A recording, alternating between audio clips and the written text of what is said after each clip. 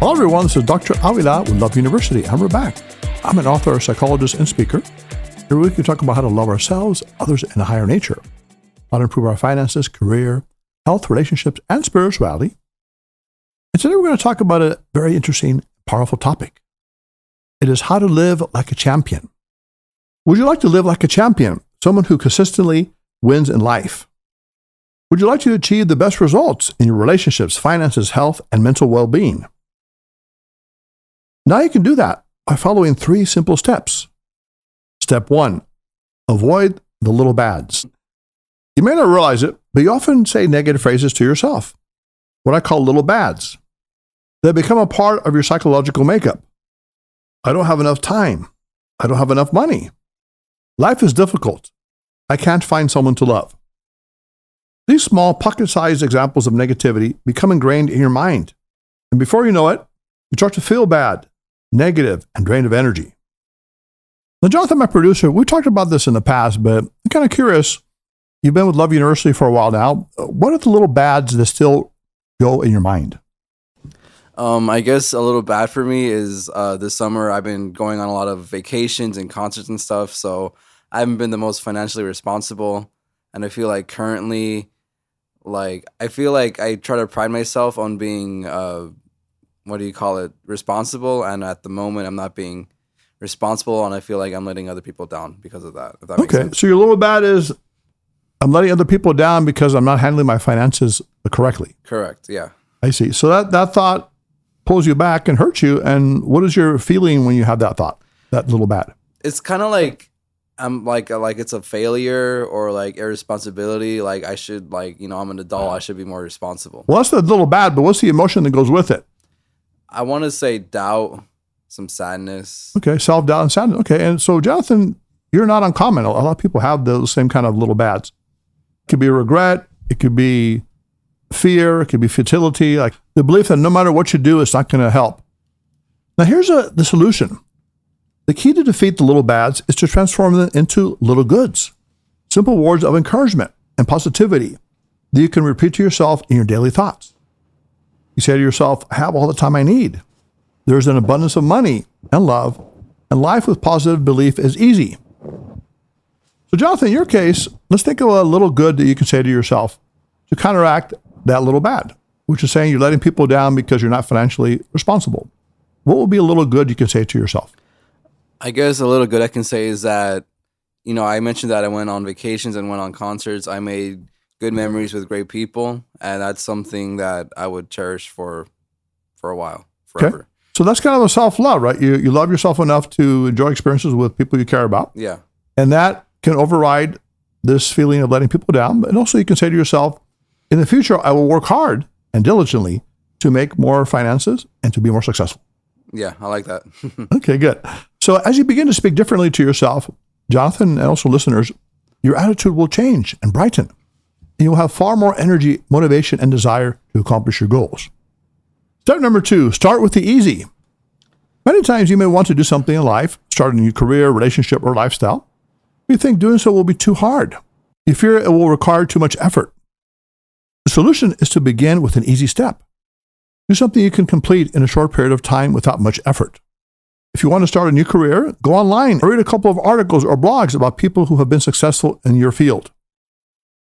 If you want to write a book, start with the first sentence, with the first idea. Just write down the first few phrases that come to your mind. If you want to get in shape, decide that you're going to the gym for only 20 minutes the first time, and then build it up from there. As you take these small steps, in psychology they're called successive approximations to the goal, you begin to build momentum, and you take bigger steps to accomplish bigger goals. You build on the earlier successes for future wins. For example, the online search leads you to a mentor you can learn from. The early sentences lead to more writing and longer paragraphs. The 20 minutes at the gym become 30, then 45, then 1 hour. And you start to see the results in your physique and physical health, which motivates you to work out even more. So the answer is simple. Start with the easy. The first early, easy steps toward your goal will lead you toward living like a champion and having a higher level of accomplishment that further propels you forward. Soon your momentum will carry you toward accomplishing those goals that at first glance seem difficult or impossible. But now you're on the way. And finally, step 3, practice the power of discard. People who live like champions speed confidently forward, not by acquiring something, but by first discarding what they don't need. They realize that what often holds them back are things they're accumulating that don't serve a valuable purpose, such as unrealistic beliefs and negative expectations.